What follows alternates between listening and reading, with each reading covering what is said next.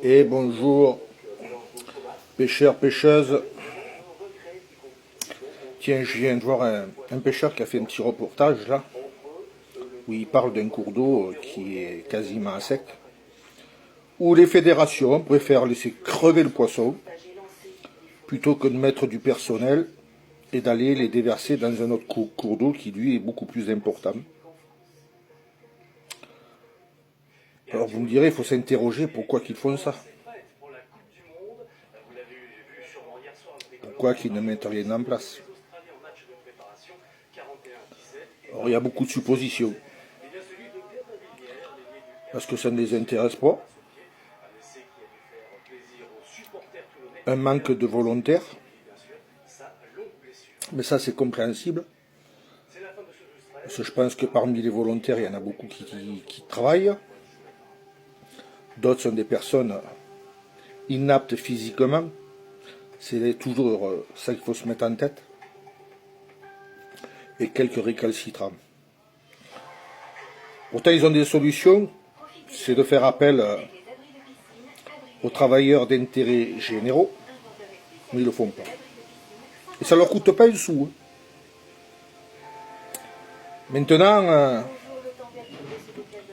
tout le monde sait que les APPMA, là où il y a quelque chose à faire, qu'il faut sortir de l'argent, ils font rien. Ils ne feront rien. Ils ne vont faire que là où ils n'ont pas d'investissement à faire. Là où ça appartient à une commune. Comme nous, les temps de Vidauban de la base loisir, ça appartient à Draguignan. Il y a du personnel qui appartient à la communauté d'agglomération dracénoise, dont Vidauban en fait partie. Voilà. Eux, ils ont juste à faire une chose, c'est l'empoisonnement. Quand ils y pensent. Ils vont vous dire, on a mis 1000 kilos de poissons. Ils en ont mis 200 kilos. Voilà.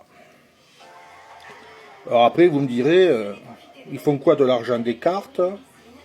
Ils font quoi des subventions qui se touchent? Ils font quoi des sommes récoltées quand ils font des concours phishing où il faut s'inscrire, il faut payer 6 euros, 8 euros. Du bénéfice qu'ils font sur les appâts, sur le matériel qu'ils vendent, les hameçons, qu'ils ont touché à bas prix.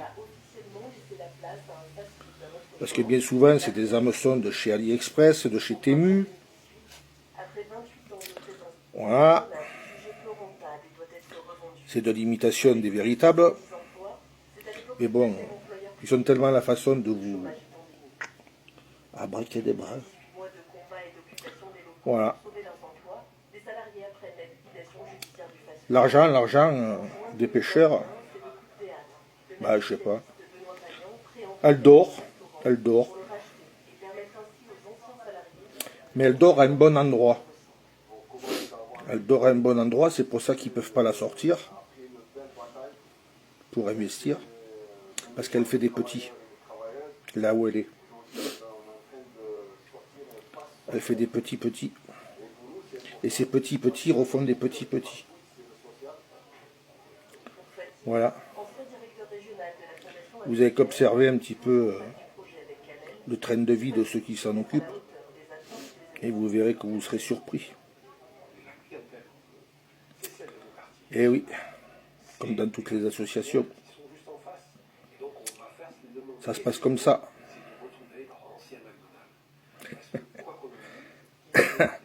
On récupère du linge, on récupère de la vaisselle, tout ça. Déjà, on ne vous la donne pas, il faut donner au moins 1 euro ou 2 euros. Et puis le samedi, vous allez sur les vides-greniers, vous retrouvez des personnes de l'association, mais c'est pas marqué que c'est l'association. Et là, on vous dit les 10 assiettes, 10 euros. Voilà. Une robe, 3 euros. C'est comme ça que ça marche, les associations. Moi, j'ai connu ça. Les gens, ils allaient chercher à manger. Mais alors, vous ouvriez une plaquette de beurre, elle était moisie. La viande, elle sentait mauvais. Alors il est passé où le bon? Devinez. Puis après, il y a la distribution sous la veste. Voilà. Ce qu'il faudrait, c'est monter ça en association et non pas en APPMA. Voir avec la commune, tout ça, s'il y a moyen de monter une association et de l'enlever aux APPMA. Après, je vais vous dire, si vous voulez faire vivre vos rivières, entretenir, si vous avez des amis qui travaillent dans la justice ou quoi, vous faites constater ce qui se passe. Et puis après, vous entreprenez les travaux. Débroussailleuse, tout ce qu'il vous faut, vous nettoyez.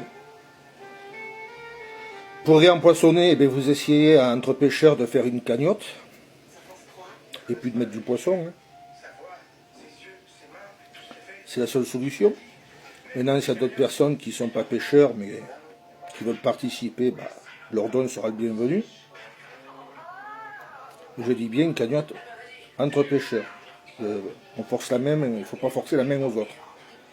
Il n'y a que comme ça qu'on arrivera à sauver la pêche. Un petit peu toutes les années, vous verrez, les rivières, elles s'en porteront mieux. Après, pour ce qui est du manque d'eau, la sécheresse, réchauffement, si ce n'est pas la véritable cause, si on surveillait mieux les surconsommations d'eau, on n'en arriverait pas là. Il y a une surconsommation, donc un abaissement des rivières. On a donné l'autorisation de faire plein de forages à droite à gauche. On a fait des golfs, on a fait de ci, on a fait des aqualands. Des aqualands où ils pompent, dans la nappe. Hein. Elle vient pas du ciel, l'eau. Voilà. Vous enlevez tout ça, et les rivières, il y aura de l'eau. C'est simple à comprendre. Voilà, amis pêcheurs, pêcheuses. Un petit peu une explication dégrossie, en contournant un petit peu par rapport à l'algorithme. Allez, bonne journée.